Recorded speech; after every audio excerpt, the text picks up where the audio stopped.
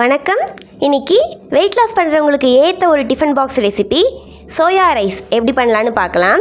இது நீங்கள் lunch box எடுத்துகிட்டு போகிறதுக்கு ஒரு பர்ஃபெக்டான ஒரு ரெசிபி. இதை பார்க்குறதுக்கு முன்னாடி உங்களுக்கு குக்கிங் பிடிக்கும்னா நம்ம சேனலை சப்ஸ்கிரைப் பண்ணிக்கோங்க. வாங்க வீடியோக்குள்ளே போகலாம். சோயா ரைஸ் எப்படி பண்ணலான்னு பார்க்கலாம். அதுக்கு சோயா 1 கப் எடுத்திருக்கேன். நல்லா வாஷ் பண்ணிவிட்டு சுடுதண்ணியில் ஒரு 10 மினிட்ஸ் ஊற வச்சுருக்கேன். ஆயில் ஒரு 1.5 டேபிள் ஸ்பூன் எடுத்திருக்கேன். இஞ்சி பூண்டு பேஸ்ட் ஒரு 1/2 டீஸ்பூன். பிரியாணி இலை சோம்பு எடுத்திருக்கேன். Biryani powder 1 teaspoon. Garam masala 1 teaspoon எடுத்திருக்கேன். தக்காளி ஒரு மீடியம் சைஸ். பெரிய வெங்காயம் 1. கொத்தமல்லி கறிவேப்பிலை ஒரு கைப்பிடி அளவு.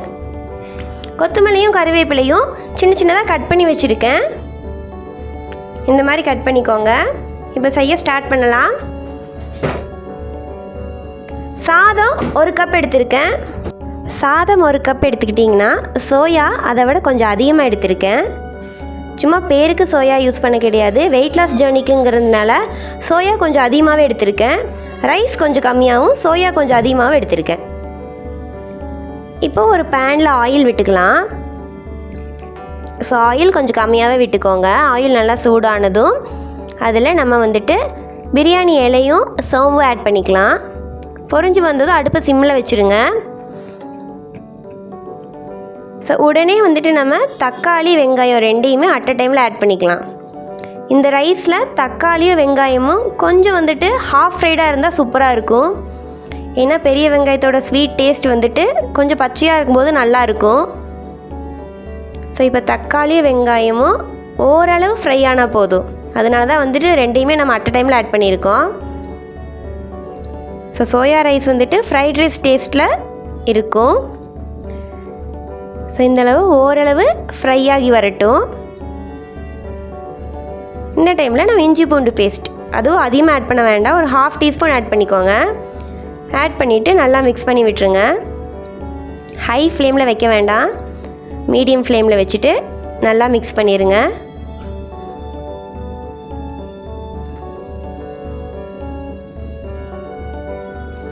ஸோ இப்போ நம்ம கட் பண்ணி வச்சுருக்கிற புதினா மல்லி 2யும் ஆட் பண்ணிக்கலாம். புதினா மல்லியில் அயன் கண்டென்ட் நல்லாவே இருக்குது. ஸோ மிஸ் பண்ணாமல் புதினா மல்லியை ஆட் பண்ணிக்கோங்க. ஸோ இந்த 2 ஓரளவு ஃப்ரை ஆன போது எல்லாமே நல்லா குக் ஆகணும்னு அவசியம் இல்லை. ஸோ இப்போ தேவையான அளவு உப்பு ஆட் பண்ணிக்கலாம்.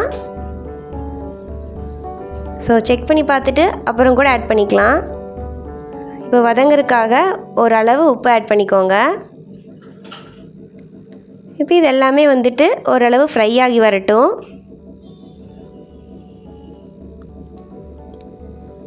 எதுவுமே கலர் சேஞ்ச் ஆகலை. இப்போ நம்ம கரம் மசாலா பிரியாணி பவுடர் ஒரு டீஸ்பூன் எடுத்து வச்சோம்ல, அதை ஆட் பண்ணிவிட்டு அடுப்பை சிம்மில் வச்சுட்டு மைல்டாக மிக்ஸ் பண்ணி விட்டுக்கோங்க.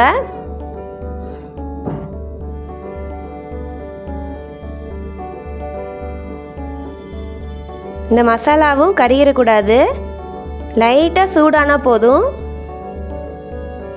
ஸோ இந்தளவு அந்த பவுடரெல்லாம் ஆனியன் தக்காளியில் கோட்டான உடனே நம்ம அடுத்து சோயாவை ஆட் பண்ணிக்கலாம். சோயா ஆல்ரெடி ஒரு 10 மினிட்ஸ் சுடுதண்ணியில் பாதி வெந்திருக்கும். இப்போ தண்ணியெல்லாம் வடிச்சிட்டு அந்த சோயாவை ஆட் பண்ணியிருக்கோம். இந்த சோயா அந்த மசாலாவை கூட நல்லா மிக்ஸ் ஆகி வரணும். ஒரு 2 மினிட்ஸ் நல்லா ஃப்ரை பண்ணிக்கோங்க.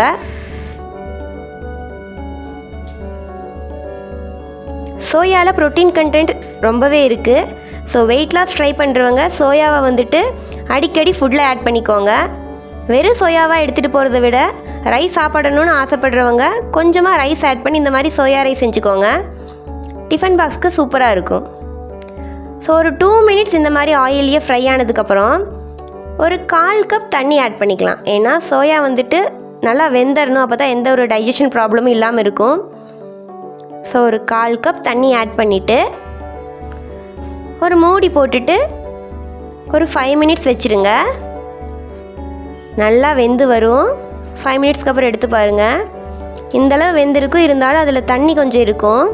ஸோ இப்போ மூடி இல்லாமல் ஒரு 5 மினிட்ஸ் அப்படியே அடுப்பில் வச்சுருங்க. ஸோ தண்ணி எல்லாமே நல்லா ட்ரை ஆகி ரைஸ்க்கு ஏற்ற மாதிரி சோயா ரெடி ஆகணும். இப்போ ஆஃப்டர் 5 மினிட்ஸ் இப்போ பார்த்திங்கன்னா சோயா எல்லாமே நல்லா வெந்து வந்திருக்கு. தண்ணி எல்லாமே நல்லா ட்ரெயின் ஆகிடுச்சு. இப்போ நம்ம எடுத்து வச்சுருக்கிற ரைஸ் ஆட் பண்ணிக்கலாம்.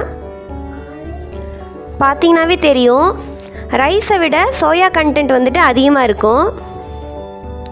ஸோ இந்த மாதிரி சாப்பிடும்போது தான் வந்துட்டு நமக்கு ஒயிட் ரைஸை குறைக்க முடியும். ஃபுல்லாக அவாய்ட் பண்ணாமல் ரைஸை வந்துட்டு கொஞ்சம் லிமிட் பண்ணிக்கோங்க. ப்ரோட்டீன் கண்டென்ட்டை அதிகப்படுத்திட்டு கார்போஹைட்ரேட்ஸை கம்மிப்படுத்திக்கலாம். இப்போ இந்த ரைஸ் வந்துட்டு அந்த சோயா மசாலா கூட நல்லா மிக்ஸ் ஆகி வரணும்.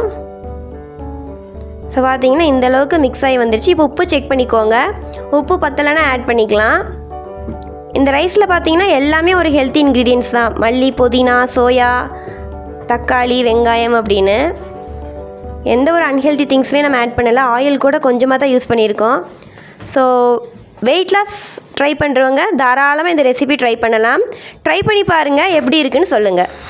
Thank you so much. இந்த வீடியோ உங்களுக்கு பிடிச்சிருந்ததுன்னா லைக் பண்ணுங்கள், சப்ஸ்கிரைப் பண்ணுங்கள், பக்கத்துலேயே இருக்கிற நோட்டிஃபிகேஷன் பட்டன் ஆன் பண்ணிக்கோங்க. Thank you so much.